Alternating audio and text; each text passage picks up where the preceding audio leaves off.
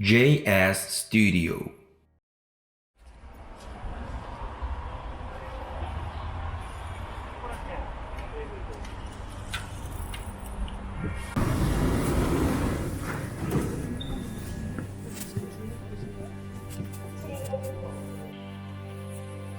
성인이 되기 전까지 나는 연애를 한 번도 해본 적이 없었다.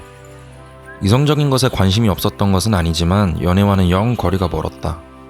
그리고 그때까지만 해도 내가 연애를 하던 말던 다른 사람들은 아무도 신경 쓰지 않았으며 나무라지도 않았다. 대학교에 들어와서는 이야기가 달라졌다. 주변에서 하나둘씩 연애를 하기 시작하더니 오랜만에 만나는 친구들은 거진 인사치레처럼 만나는 사람은 있냐? 라고 물어보곤 했다. 그 질문에 없다 라고 답하면 그들은 왜 없는지 질문을 다시 던지거나 내가 누구라도 소개시켜줄까? 라고 했다. 일부는 불쌍하게 바라보기도 했고 연애는 꼭 해야 하는 것이라는 전제를 남겨두고 이야기하는 사람들이 대부분이었다. 그들은 연애를 안 하고 있는 사람을 불안정하다고 바라보며 연애를 하고 있는 사람에게는 정착했다는 표현을 남기고는 했다. 할 말이 없을 때 가장 꺼내기 쉬운 주제가 연애이긴 했던 것 같다.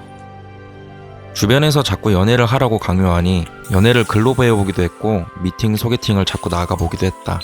어찌저찌 하다 보니 결국 나도 연애란 걸 하게 되었다. 처음엔 정말 주변에 자랑하기 바빴던 것 같다.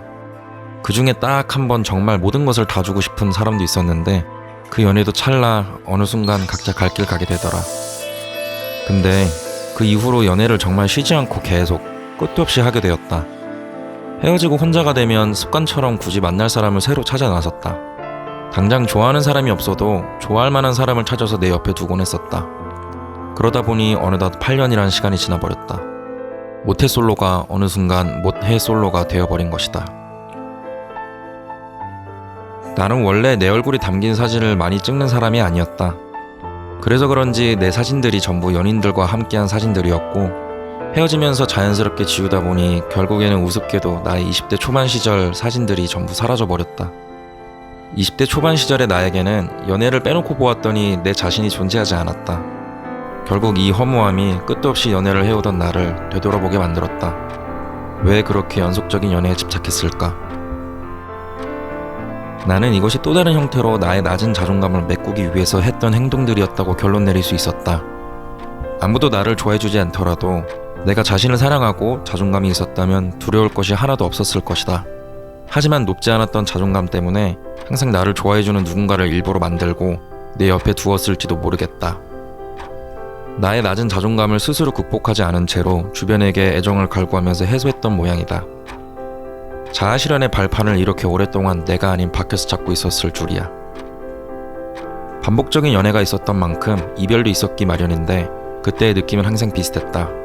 멋있는 사람이 되어야지, 악착같이 살아야지, 발전적인 사람이 되어야지. 다짐을 해놓고 나서는 실천도 하기 전에 다음 연애에 돌입하고는 했다. 막상 새로운 연애에 임하고 나면 더 이상의 발전은 없었다. 새로운 연애를 하면서 놀러 다니는 것이 마냥 재밌고 행복하니까. 그렇게 매번 간절함은 모조리 사라져버렸다. 그리고 세월은 계속 지나고 있을 뿐이었다. 누군가를 사랑하기 전에 자신부터 사랑하라. 흔하게 듣던 이 말이 어떤 의미가 담겨 있는지 이제 조금은 받아들일 수 있게 되었다. 자신을 사랑하지 않는다면 연애를 하게 되었을 때 나도 상대도 같이 그저 힘들어질 뿐이다. 자신을 정말 사랑한다면 더 넓게 표현하여 내 현재의 생활과 시간 그리고 다가올 미래들이 정말 소중하다면 자존감이 낮을 이유가 전혀 없다. 그리고 발전적일 수밖에 없다. 이제는 끊임없이 하던 연애를 잠시 그만두고 나를 위한 시간을 보내보기로 결심했다. 그리고 몇 달이라는 아주 짧은 시간이 흘러 그동안 놓쳐왔던 것들이 조금씩 보이기 시작했다. 아직은 멀었지만 나 혼자만으로도 행복을 느낄 수 있을 때까지는 이렇게 지내야 할 것 같다.